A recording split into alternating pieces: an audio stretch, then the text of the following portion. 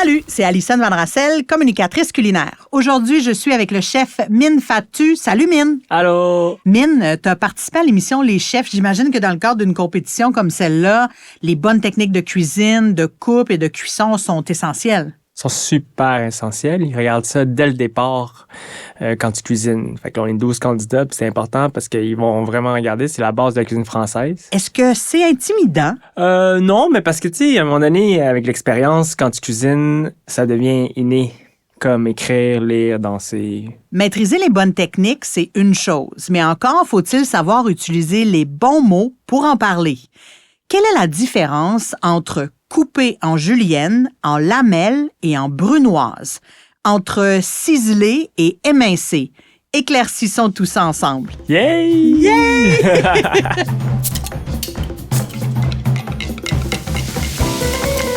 Les mots de l'alimentation avec Alison Van Rassel et ses invités. Dans cet épisode, on coupe, on saute, on mijote avec le chef Min Fatu. Dans un contexte où la transmission du savoir-faire culinaire passe autant par les gestes que par les mots, employer les bons termes pour décrire les techniques en cuisine n'est pas une coquetterie de chef. C'est un outil de clarté, d'efficacité et de respect des savoir-faire. Sur papier, couper, trancher, ciseler et émincer pourraient signifier la même chose. Mais dans l'assiette, la différence est de taille. En cuisine, on coupe et on tranche avec un couteau, mais le résultat n'est pas le même. Couper est un terme générique. On l'utilise quand la précision n'est pas encore en jeu ou pour désigner l'action de base au sens large. Trancher est plus spécifique. On coupe en tranches nettes et régulières, souvent en un seul geste. Si je dis pain tranché, on imagine aussitôt des tranches égales et bien alignées. Émincer veut dire trancher très mince. On découpe en lamelles, généralement dans le sens de la longueur. On émince des oignons, des échalotes, des champignons, tout ce qu'on veut faire fondre délicatement dans une préparation. D'ailleurs, parlant d'oignons, Min, as-tu un truc pour pas pleurer en les éminçant? Moi, mon truc, c'est d'avoir un couteau aiguisé. Quand ton couteau, il est pas coupant, ben ça écrase l'oignon. Puis ben ça fait sortir toute l'essence d'oignon, puis là tu pleures. Moi, les lunettes, on m'a déjà dit, mets une allumette sur ta bouche, mais imagine dans une cuisine professionnelle, mettre une allumette sur ta bouche puis absorber les vapeurs d'oignon, ça n'a pas de sens. Là. Des bons couteaux qui coupent, c'est important. Ciseler est encore un cran au-dessus en précision. On coupe très finement en faisant un geste rapide et répété sans écraser l'aliment. Ça, on voit souvent ça dans les techniques en cuisine. Ouais. Hein? C'est-tu pour épater ou c'est parce qu'on veut aller plus vite? Moi, j'ai travaillé dans des restaurants où c'était le test. Puis ça l'est encore aujourd'hui. Ciseler des oignons verts, ciseler du persil, la ciboulette, tout ce qui est fines herbes, menthe. Premièrement, très vite, je peux évaluer un nouveau cuisinier qui fait son essai au restaurant en savant comment il va tenir son couteau, comment il va tenir ses herbes. Après ça, la technique de ciselage. Je vais voir si son couteau est aiguisé. Fait que si son couteau n'est pas bien aiguisé, ça va paraître sur l'oignon vert ou la ciboulette. Ça va laisser des marques un peu plus foncées. Ça va écraser l'oignon vert ou la ciboulette. J'adore que tu me partages ça parce qu'on a toujours cette idée que c'est l'omelette qui est le test ultime. Ouais, ça, c'est dans les films, là. Un bon couteau aiguisé est essentiel, Min vient de le préciser. Et en effet, plus on écrase un aliment au lieu de le trancher finement, plus on en perd les arômes volatiles. Mais quelle est la différence entre aiguiser et affûter? L'aiguisage implique de meuler le métal pour créer un nouveau tranchant, alors que l'affûtage restaure le tranchant émoussé. Peu importe, les deux sont tranchants.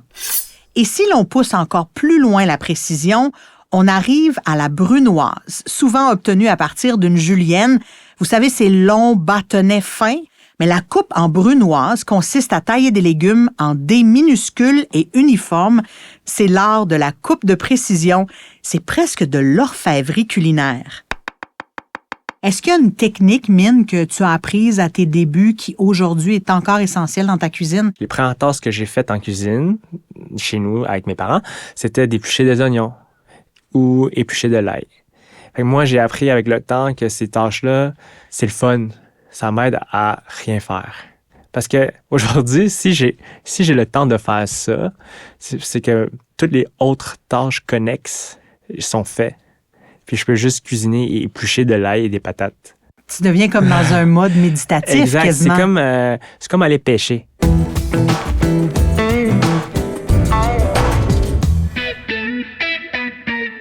En matière de technique de cuisson, là aussi, on peut gagner à définir un peu plus clairement les mots qu'on utilise.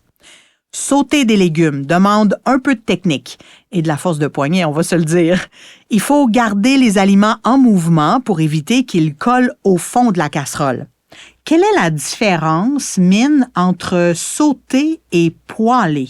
J'avais un wok à orange rouge. Puis là, c'est là que j'ai compris c'est quoi sauter.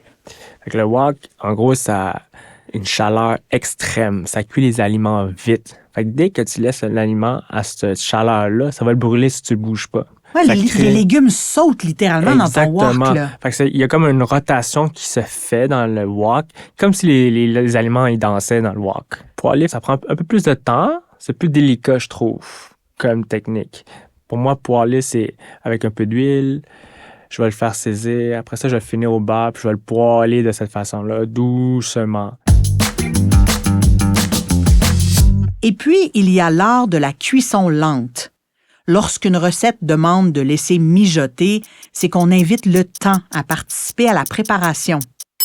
On veut des légumes coupés en gros morceaux car à feu doux, les saveurs se développent, s'attendrissent et se transforment.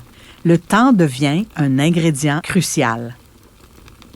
Un plat mijoté préféré, Mine? Moi, mon plat mijoté préféré, c'est le bœuf bourguignon. Ouh. Déjà, j'ai un amour pour le bœuf.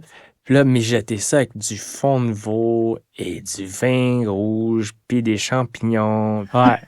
Moi, j'adore les mijoter, tu sais, surtout l'hiver. Là. Maintenant qu'on connaît mieux la description des coupes et des cuissons, il reste une question importante.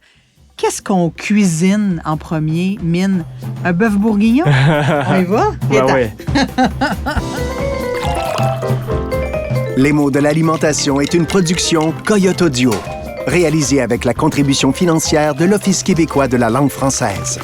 Merci à Mine Fatu pour sa participation à cet épisode. Animation et recherche, Alison Van Rassel. Réalisation, Stéphanie Mignacca. Captation et mixage sonore, Underground. Idée originale, Robert Nadeau et Jacques Labelle. Retrouvez tous les épisodes de cette série sur votre application balado préférée.